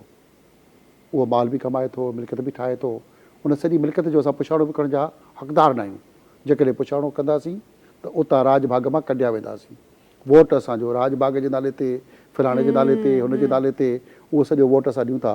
पर हाणे असांजे वोट जी बि का अहमियत कोन्हे। उहा आहे या न आहे, या मूंखे इहा बि ख़बर न आहे। पर उन सॼी अहमियत पंहिंजी पाण ख़तमु कंदा पिया वञूं। सियासत आउं सम्झां पियो हिन महिल एॾो वॾो कारोबार आहे जेको कंहिं सुठे सियासतदान जे लाइ मुमकिन बि कोन्हे। को चङो सियासतदान सियासत करणु चाहे, उहो नथो करे सघे। माज़ीअ में सियासत सेखारी वेंदी हुई, स्टडी सर्कल्स हूंदा, प्लानिंग हूंदी, उहो कयो वेंदो हो, पर उहो न आहे। असां वटि सियासत कारोबार वॾो बिज़नेस आहे। ऐं जेकॾहिं असां वठूं जिथे सियासत कामयाबु थी सघे थी, पाकिस्तान में बि थी सघे थी, पर उन लाइ ज़रूरी आहे त चाइना वारो मॉडल खणूं, ॿियनि मुल्कनि वारो मॉडल खणूं। मिसाल चाइना जे अंदरि जेकॾहिं असां ॻाल्हि कयूं, हिकिड़े पासे जीअं असांजे मुल्क में ब्यूरोक्रेसी लाइ CSS ऐं ॿिया PSP इम्तिहान ॾियणो पए थो, ईअं ई चाइना में सियासत लाइ एग्ज़ाम ॾेई सियासत करणी पए थी। हिकिड़े ऑफिसर वांगुरु तव्हांखे पढ़णो पए थो। असांजे मुल्क में सियासत पढ़णी कोन्हे। मां फलाणे सियासतदान जो पुटु आहियां, मां फलाणे सियासतदान जी धीउ आहियां, त पंहिंजो पाण MP थी वेंदुमि, मख़सूस सीट ते वेही वरी मिनिस्टर में थी वेंदुमि। तव्हां मुंहिंजे लाइ इहो ज़रूरी न आहे। तव्हां मुंहिंजे लाइ ज़रूरी न आहे त मूं वटि पैसो कोन्हे, तव्हां वटि पैसो कोन्हे। असां जेतिरो पैसो आहे उहो मानी खाई सघूं था, ज़िंदा रही सघूं था, ॻाल्हि करे सघूं था। जेकॾहिं ॻाल्हि बि कंदासीं त असां उहो डिॼंदो, ख़ौफ़ खाईंदो त हीउ सुभाणे सॼी ॻिचे में पवंदो। पर जेकॾहिं मां वरी उन साॻी इन ख़ौफ़ खाईंदे खाईंदे उन लाइन में बीहां थो, ऐं मां किथे बीठो बि आहियां गॾु, वञी उन उते ऐवान विहां थो, त साॻियो अहिड़ो थी थो वञे। छाकाणि त मूंखे बि पोइ प्राडो खपे, गाॾी खपे, बंगलो खपे, 4 शादियूं करणियूं आहिनि, वरी ॿियो घणो कुझु करिणो आहे, त पोइ मूंखे ज़ाहिर वरी पोइ मां मुस्लमान थींदुसि, अरब थियणो आहे, मूंखे 4 मायूं ज़रूरी इस्लाम में आहे। पोइ त मूंखे का ख़ूबसूरत छोकिरी बि खपे, ऐं पोइ ज़ाहिर उहो पंहिंजी माई विसरी वेंदी। त पोइ इहे क़िस्म जो जेको आहे सॼो ड्रामो, उहो लाज़मी आहे पोइ उन सियासत में। इहो सॼो जेको अंसर आहे, उहो आउं सम्झां थो हिन मुल्क में सियासत उन ई वांगुरु खाई वई आहे हिन मुल्क खे। ऐं उहो जेको असां IMF खां कर्ज़ु, फलाणे खां कर्ज़ु, जी। अॼु जेकॾहिं असांजा वफ़द वञनि था मुख़्तलिफ़ मुल्कनि में ख़ैरात जा चंदो वठणु, पर उते जेके असांजा बूट 20 लखनि जो बूट पातल आहे, असां वञूं था ख़ैरात वठणु, चंदो वठणु, पर उहे ॾिसंदा त हीअ जेकी उतां जो वज़ीर आज़म, उतां जा बादशाह ॾिसंदा त असांखे त 10,000 रुपये जो जूतो पातल आहे, 20 लखनि जो जूतो पाए जेके अचनि था त इहे पैसा काॾे था वञनि? त हीअ जेके कपिड़ा, कोट, टायूं असां वटि कोई 50 लख रुपए जी घड़ी पाती पई आहे ऐं उहे पाती पई आहे, त इहो सभु पैसो असां ख़ैरात जा जेको चंदो या जेको मुख़्तलिफ़ मुल्कनि खां इमदाद वठूं था, इमदाद जे नाले ते वरी पंहिंजे मुल्क में को रोज़गार न आहे सेखारिणो माण्हुनि खे, फ़नी तरबियत जो इदारो मौजूदु आहे, फ़नी तरबियत ॾियणी कोन्हे, माण्हुनि खे उहो रोज़गार सेखारिणो कोन्हे, सिर्फ़ु सेखारिणो आहे त असांखे सपोर्ट प्रोग्राम ॾियणो आहे, फलाणो प्रोग्राम ॾियणो आहे, उहे पैसा ॾिबा ग़रीबनि खे, इन करे पैसा ॾिबा ग़रीबनि मां गुरबत जो ख़ात्मो कंदासीं। इहो असां ख़ात्मो त कॾहिं थींदो ई कोन, उहो उल्टो ग़रीब जेको उहो ग़रीब थींदो वेंदो। असां वटि ख़ैरात जे नाले ते, चंदे जे नाले ते, पिन जे नाले ते बेताशा इदारा वधी विया आहिनि। हाणे सियासत मुल्क जी तरक़ी करण बजाए, मुल्क जो को बहितर फीथो हलाइण बजाए, ऐं सम्झां थो त सिर्फ़ु पिन जो हिकिड़ो खातो वधंदो वञे पियो, हर माण्हू खे इन पासे बढ़ाइणो त फ़क़ीर खां फ़क़ीर कयूं। जीअं माज़ीअ में असां वटि मुख़्तलिफ़ शोबनि खे, जीअं फ़नकारनि खे माज़ीअ में हर फ़नकार खे पोयां फ़क़ीर लिखणु लाज़मी हूंदो, त फ़नकार खे फ़क़ीर करणो हिकिड़ो ट्रेंड हो माज़ीअ में 30 साल पहिरां, हर फ़नकार खे नालो हुनजो मेविश आहे त मेविश फ़क़ीर करणो आहे, हमीद आहे त हमीद फ़क़ीर करणो आहे, हाशिम आहे त हाशिम फ़क़ीर करणो आहे, न त उहो फ़नकार ई कोन्हे, उहो फ़नकार ई कोन्हे। हाणे मां उहो घटि में ट्रेंड ख़तमु थियो आहे, फ़नकारनि में शऊर आयो आहे, मीडिया आई आहे, त उहो सभु सुजाग थिया आहिनि, त उन में थोरा इहा तरबियत आई आहे त मां फ़क़ीर न आहियां, मां फ़नकार आहियां। त ईअं ई जॾहिं हिन मुल्क में शऊर ईंदो त मां फ़क़ीर न आहियां, मूंखे ख़ैरात न खपे, मूंखे पंहिंजो हक़ु ॾियो ऐं मूंखे पंहिंजो जेको आहे उहो प्रॉपर तरीक़े सां तहलीम, सिहत, बुनियादी सहूलियतूं मिलणु खपनि। जॾहिं इहा ॻाल्हि कबी, ख़ैरात फिटी कबी, त पोइ आउं सम्झां थो मुल्क जी सियासत बि ठीकु थींदी, मुल्क जा इदारा बि ठीकु थींदा, असां जेको कशकोल खणी जेको पिन वठूं था उहा पिन बंदि थींदी, पिन बंदि थींदी। अच्छा, हिकु आख़िरी ॻाल्हि, जल्दी सां प्रोग्राम में टाइम ख़तमु थी वियो आहे, जेको एपिसोड जो हिकु आख़िरी ॻाल्हि जेका मां शामिलु करणु थी चाहियां त छा असांजी सियासत जर्नलिज़म ते बि हावी आहे? तव्हांजो सियासत जॾहिं 22 सियासत आहे जेका 22 माण्हुनि जी, उहा हावी आहे, सियासत भारी आहे, त छा उहा असांजी जर्नलिज़म ते बि हावी आहे? ॾाढी भारी आहे। हिन वक़्तु ऐं मीडिया त ख़तमु थी चुकी आहे सिर्फ़ु सियासत जे करे, छाकाणि सहाफ़त सियासत थी करे न, जेके सहाफ़त ऐं मीडिया उहा हिन जेका मुल्क जी मौजूदा सियासत आहे उन जे शिकार थी वई आहे। अॼु तव्हांजो अख़बारूं, मीडिया जा इदारा, उहे तक़रीबन उनजी वर्थ ऐं उहो शयूं सिस्टम बंदि थी वियो आहे। उहो जेको उनजी ताक़त आहे, उहो आवाज़ु दॿिजी वियो आहे, आवाज़ु दॿजणु शुरू थी वियो आहे।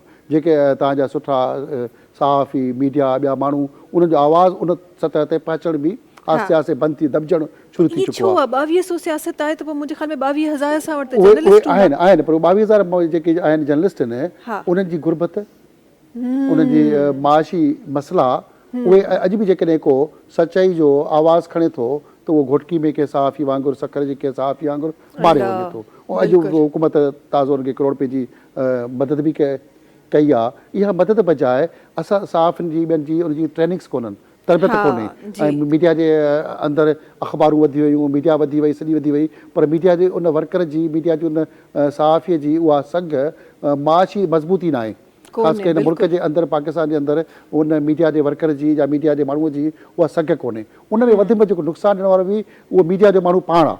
जेकॾहिं तव्हांखे इज़त मिले थी त मां कटींदुसि त मां हिन कुर्सी ते अचां, डॉक्टर साहिब जी कुर्सी ते विया वञी, हिक ॿिए खे कटण में असां, तव्हांखे जेकॾहिं 100 रुपए मिले थो त मां चवंदुसि न मेविश खां त वधीक मूंखे ॻाल्हाइणु अचे थो, मां त 50 रुपए में वेही थो रहां, डॉक्टर साहिब अचो थी मूंखे त 30 रुपए वेही रहंदो मुंहिंजी कुर्सी ते, मां बि ॻाल्हाए सघां थी। त माना असां वटि इहो जेको कॉन्सेप्ट आहे, हाशिम चवंदो त को मसइलो कोन्हे, 20 रुपया मूंखे ॾियो त मां त वेही कुर्सी ते विया। अॼु इहो असां कंदे कंदे असां इहो न कयो त हाशिम चए न मूंखे 200 ॾियो त मां पोइ वेंदुसि, वधीक कमु कंदुसि, डॉक्टर साहिब चए मूंखे 500 ॾियो, मूं चयो 1000 रुपयो ॾियो, पोइ कमु कंदुसि। इहो करे असां हिक ॿिए खे जॾहिं क्रॉसिंग बंदि कंदासीं सहाफ़त में, मीडिया जे समूरनि शोबनि में, त मीडिया तरक़ी कंदी, सहाफ़त तरक़ी कंदी। पर हाणे सम्झो त मीडिया ऐं सहाफ़त तरक़ी करण बजाए ॾेवालपणे जो शिकार थी चुकी आहे, बदतरी जी हालात आहे। अॼुकल्ह अख़बारूं या बाक़ी इदारा सवाइ इश्तिहारात खां सवाइ हली कोन था सघनि, उनखे बि सरकार पाले थी, सरकारी इदारा उन्हनि खे पालनि था, उन खां सवाइ उहो जेको वरी अलॻि हिकिड़ी माफ़िया आहे उन सिस्टम में उहे गॾु नथा हली सघनि, त उहे पंहिंजो पाण दफ़न थींदा पवनि। बिल्कुलु। अच्छा जी, टाइम ख़तमु थी वियो आहे, त ॻाल्हि इहा ॾाढी वॾी हुई ऐं तमामु वॾो बहस आहे इहो। बिल्कुलु, त वॾो बहस आहे ॻाल्हि, अगरि इन ते असां वञूं त हिकु वॾो बहस आहे ऐं वॾो हिकु वक़्तु खपे इन ते ॻाल्हाइण जे लाइ। पर इहा हक़ीक़त ॻाल्हि आहे। इन ते असां न ॻाल्हायो आहे, पर तव्हां ज़रूरु सोचिजो जेके जेके स्पेसिफिकली हिन फील्ड सां जे कंहिं बि कॉर्नर सां राब्तो रखनि था, ज़रूरु हिकु नज़र इन ॻाल्हि ते ज़रूरु विझो। Thank you so much Asghar Hudain जे लाइ, थैंक यू सो मच आपका भी हमारे साथ होने के लिए और हमारे व्यूवर्स तक, हमारी औरतों तक स्पेसिफिकली मैं चाहती हूँ कि हमारी वो औरतें जो घरों में होती हैं, जो बाहर जॉब करती हैं, उनको तो कहीं ना कहीं से नॉलेज मिली जाती है, लेकिन स्पेसिफिकली जो घरों में होती हैं उनके लिए बड़ा ज़रूरी होता है, मैं कहती हूँ कि खुद को वो मेंटेन रखे, ना सिर्फ घर को मेंटेन रखे, खुद को भी मेंटेन रखे। थैंक यू सो मच हमारे साथ होने के लिए। एक दफ़ो ॿीहर तव्हां जी भी मेहरबानी। आख़िर में हाशिम भाई जो आवाज़ शामिल कंदासीं, तव्हां सां मुलाक़ात इंशाल्लाह वरी सुभाणे थींदी। ऐं तेसि ताईं जी पंहिंजो ख़्यालु रखिजो, असांखे दुआउनि में यादि रखिजो, ईद जी तयारियुनि में ईअं ई मशगूल रखिजो। वरी कुझु ॻाल्हियूं सुभाणे बि कंदासीं। तेसि ताईं असां सभिनी खे ॾींदा इजाज़त। अल्लाह हाफ़िज़। जी हाशिम भाई।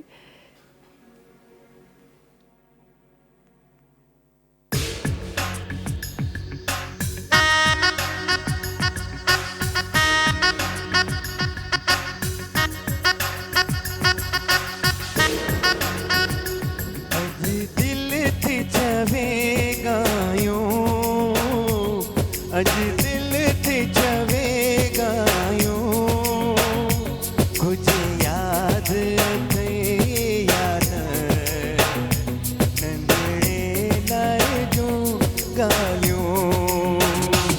अज दिल थी चवेगा यूं, अज दिल थी चवेगा यूं।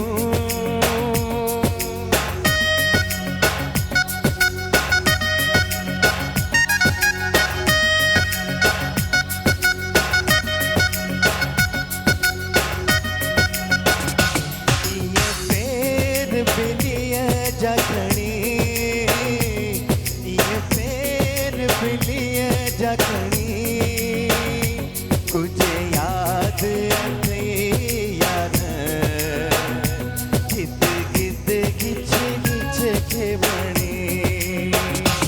अज दिल थी चवेगा यूं।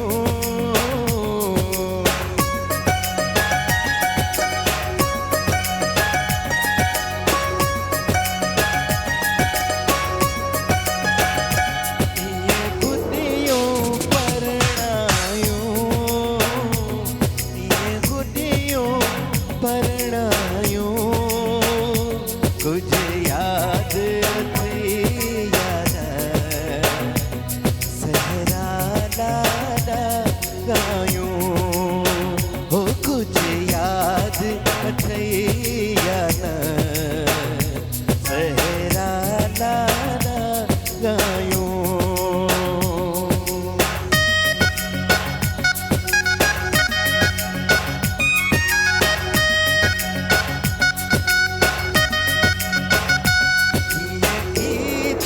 ढोल बुधूं, ये ईद जा ढोल बुधूं। कुछ याद अथे याद कपड़न में न प्या बापूं। हो कुछ याद अथे याद कपड़न में न प्या बापूं। अज दिल थी चवेगा यूं, अज